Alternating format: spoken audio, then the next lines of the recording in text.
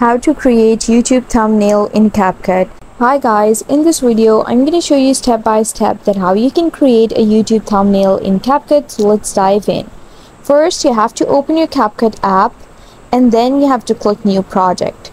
And now from your gallery you have to choose any background for your YouTube video, and then once you have this, just click overlay. Click add overlay and choose any person that you just downloaded, or you can use your own pictures and click add. And now you simply have to slide in this menu, and here you have this remove background option. Click it and then click auto removal. Now you can see the background has been removed, and now click tick. Now you can adjust its placement by dragging it, and once you adjust the placement, just go back by clicking these arrows. And now you have to just click this text option and add the text of your choice by clicking add text.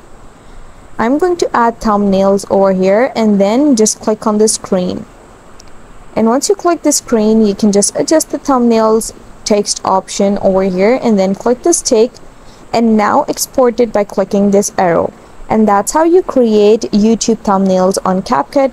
I hope you found the process easy and liked my video, and if you did, please don't forget to like and subscribe my channel. Thank you very much. See you again.